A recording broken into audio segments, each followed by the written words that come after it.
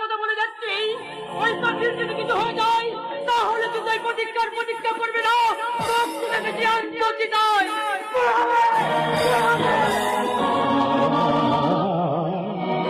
এবার আমরা কি করবো? লোকাকে ঢুকবো না চোখের জলে চোখে শুকিয়ে বাড়ি ফিরে যাবো। এখানে খুশি যান, দয়া করে আর আমার মাথাটা খারাপ করবেন না কাকিমা। একদম চোখ, দয়া করে আমাকে আর কাকিমা বলে ডাকবেন না অফিসার। আমি কোন ঘুষখোর চেতনাহীন পুলিশ অফিসারের কাছ থেকে মা, মাসিমা, কাকিমা ডাক্তার শুনতে চাই না। আপনি কি বলছেন? ঠিকই বলছি।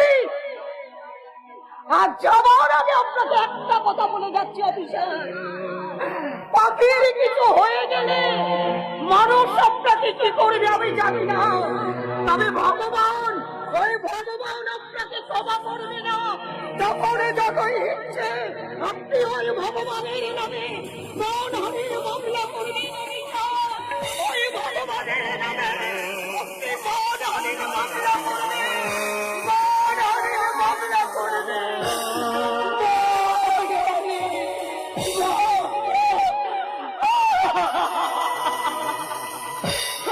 আপনি ঠিক করলেন না শুভঙ্কর। সেই দিন সেই হাবিলদার শুভঙ্করের মধ্যে আমি যে সততা দেখেছিলাম, অযথি শুভঙ্করের মধ্যে তার লেশমাত্র দেখতে পেলাম না। এসেছিলাম ধরা দিতে, সাক্ষী দিতে। এখন আমি ফিরে যাচ্ছি কেন যাই না। আমি একজন অপরাধী জানি ঠিকই, তা বলে আমি অন্য কোন অপরাধীর কাছে ধরা দিতে পারবো না।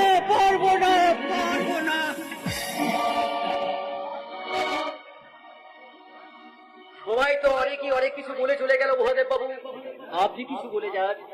আমার বলার কিছু নেই স্যার, শুধু আজ জিজ্ঞাসা করব। আমি জানি আপনি আপনার বোনকে খুব ভালোবাসেন, তাই সেই গুণের দিব্যিতে বলুন তো, সত্যি সত্যি তো আপনি ঘুষ পেয়েছেন? পারবো না মহাদেব বাবু, সে কথা কিছুতেই আপনাকে বলতে পারবো না। কারণ ঘুষ না খেলেও ওই পরের জন্য যে আজ আমাকে চুপ করে থাকতে হলো মহাদেব। তার মানে ওই সত্যপ্রিয় রজত আবার বোনকে আটকে রেখেছে, প্রলোভ আর লোভ থেকে আবার বোনকে একেবারে অন্ধ করে দিয়েছে।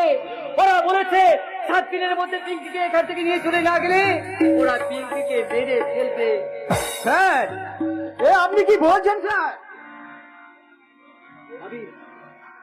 আমি যে কথাটা এতক্ষণ কাউকে বলতে পারিনি মহাদেব বাবু, আমি কাউকে বলতে পারলাম না, কারণ আমি অফিসার হলো একজন মানুষ, কোনো একজনের দাদা।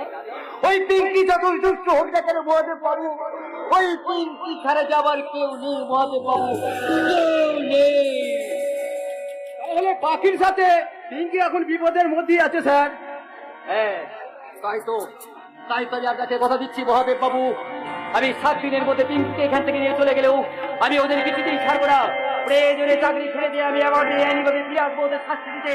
আমি সারা গ্রামবাসীকে তৈরি করুন, সময় আসছে, কুরুক্ষেত্রের মাঠে সময় নেই, দেরি নেই, যুদ্ধ শুরু হতে আরম্ভ হতে চলেছে। ওই তো যে আমি তৈরি থাকুন মহাদেব বাবু, তৈরি থাকুন।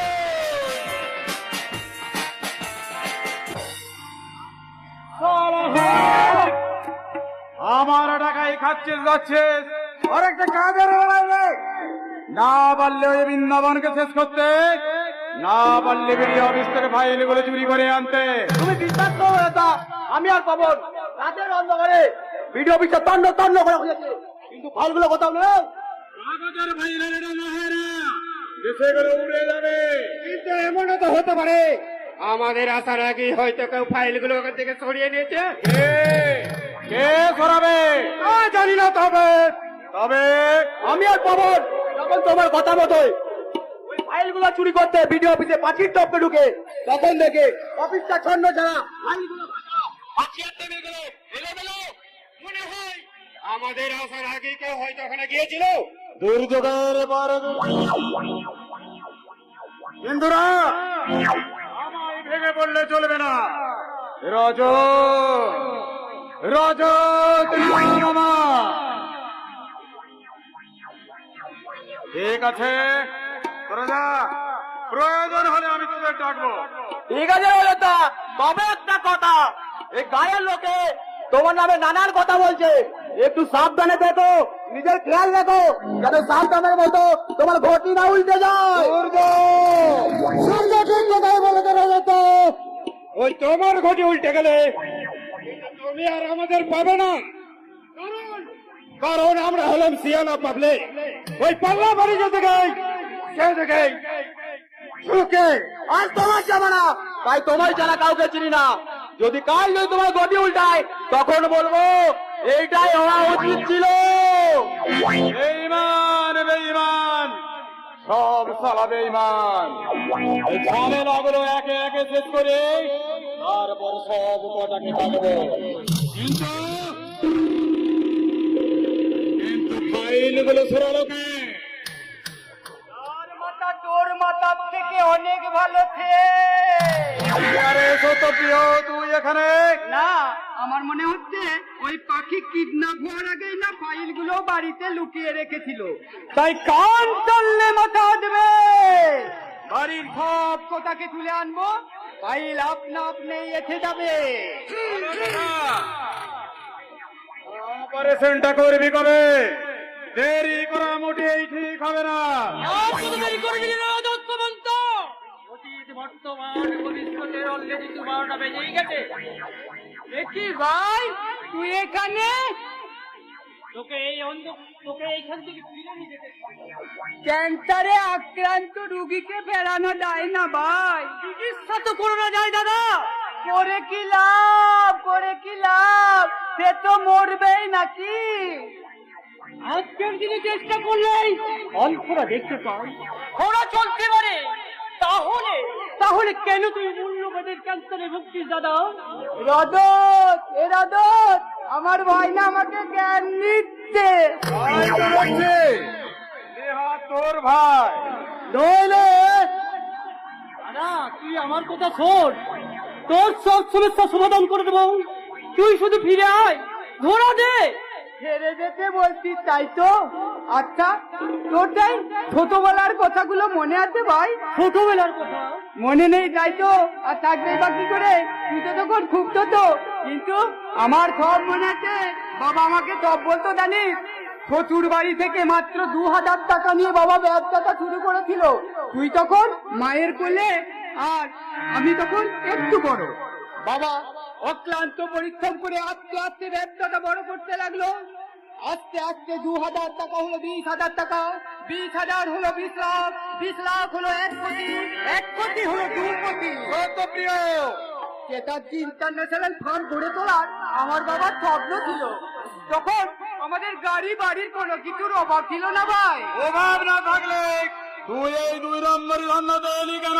আমি আছিনি ভাই, আমি আছিনি। আমাকে আনা হয়েছে, আমরা মাটির থেকে বড় লোক হলাম। চারিদিকের মানুষজন আমাদের প্রতি হিংসে করতে লাগলো। ওই থোরের বাচ্চা মানুষগুলো তাই তো আমি ছেঁড়া জামা প্যান্ট পরে রাস্তায় রাস্তায় ঘুরে বেড়াই, আর আমার মায়ের ব্লাউজটা ছেঁড়া থাকুক, ওরা দলে দলে এসে বসে দেখায়। কিন্তু কিন্তু তা যখন হচ্ছে না, ওই মানুষগুলো না হিংসে করতে থাকলো। বুঝলি ভাই, বাঙালি বাঙালির একমাত্র শত্রু রে।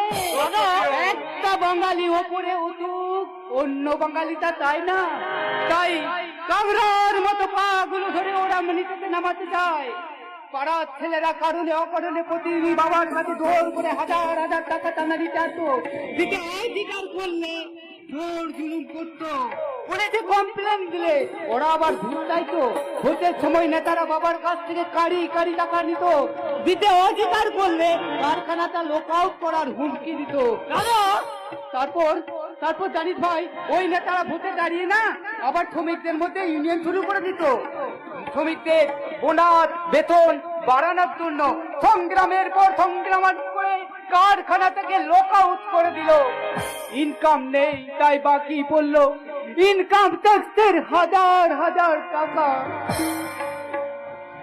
হঠাৎ হঠাৎ একদিন ইনকাম ট্যাক্স অফিসার এসে বাবাকে অ্যারেস্ট করলো, আর বাবা ক্ষোভে দুঃখে মারা গেল। বাজারে তখন আমাদের প্রচুর দেনা ভাই, কারখানাটা বিক্রি হয়ে গেল। কিল্লোকে জানি সেই অবাঙালি মারোয়ারি শিল্পপতি। আর আমরা দুই ভাই তখন মায়ের হাত ধরে রাস্তায় রাস্তায় বেরিয়ে পড়লাম। বিশ্বাস কর ভাই, আমি সেদিন খারাপ হয়ে যাইনি রে, কিন্তু যেদিন দেখলাম